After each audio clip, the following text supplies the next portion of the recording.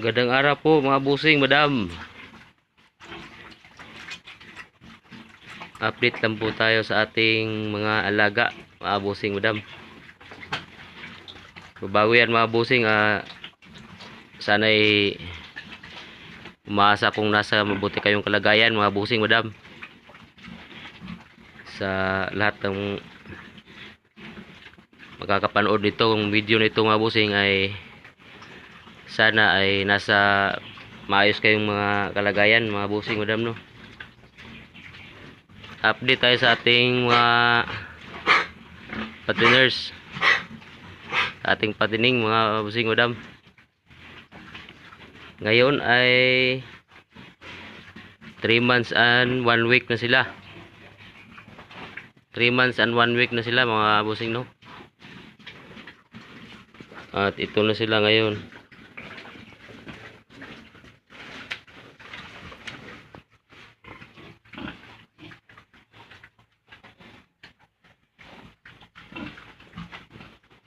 Ito na ang kanilang porma.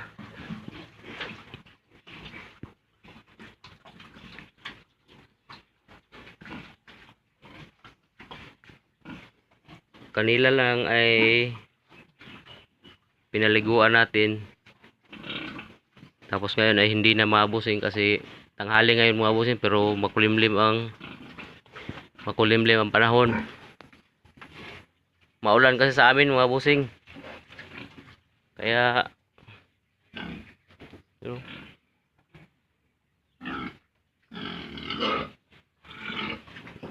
malamig ang panahon to sa aming lugar.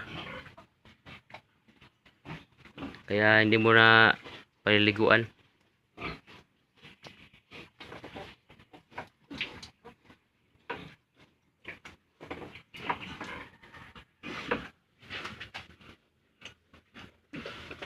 Nainitan to siguro mga busing, pero hindi lang natin paliliguan kasi yung na-experience ko mga busing, kapag sa ganitong panahon makulimlim tapos malamig, yung may ulan, pag pinaliguan ko yung ito sa mga busing, malamig ang panahon, pag naliligo to mga busing, wala, may tendency na basa naman yung kanilang dumi. Kaya pero kaninang umaga ay pinaliguan natin, pero hindi gaano matagal. Binasa lang natin yung kanilang katawan, tapos yun na.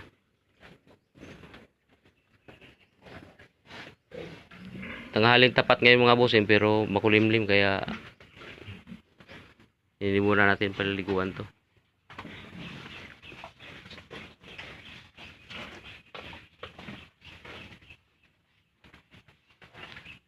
Yung isa lang talaga ang ito mga busing, yung siya nga pala, ito mga busing, wala, hindi na ito mga busing, itong nakatayo,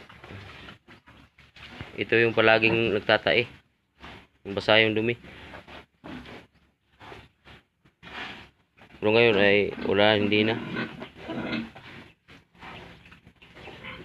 At yan din, ito yung mga busing, may tumubo sa kanya, nagalis, pero na gumaling na. Maliban lang dun sa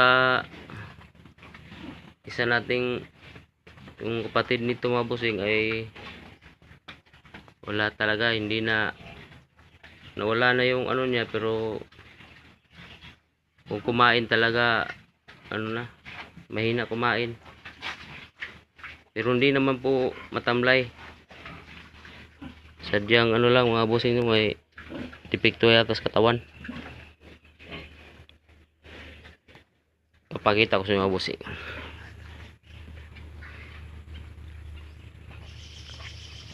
Papakita ko sa inyo yung inihiwalay natin yung kapatid nung ating walaga. Maputik sa aming lugar mga busing ko.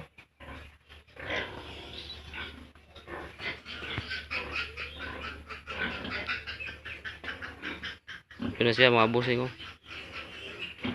Tapos ang pagkain niya hindi niya inubos.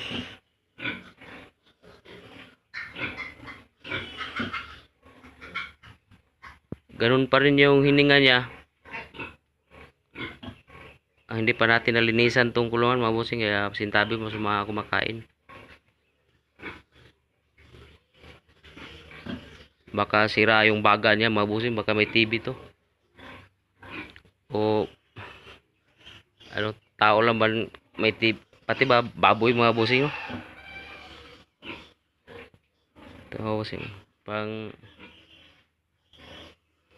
iba kung huminga. Parang malalim yung hugot mga bossing, kaya you know.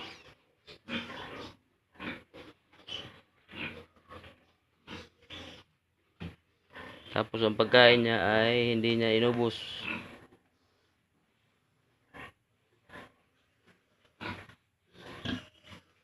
Sabi nung ano mga bossing,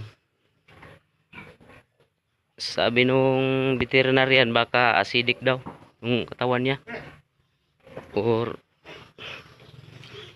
ano yata may epekto sa baga, sabi niya.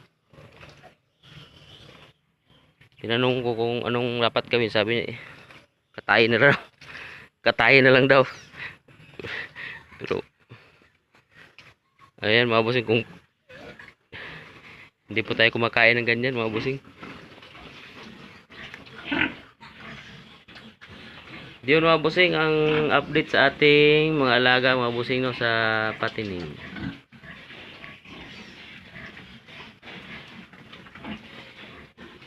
Paki-subscribe na lang po mga bossing para sa ating susunod na video.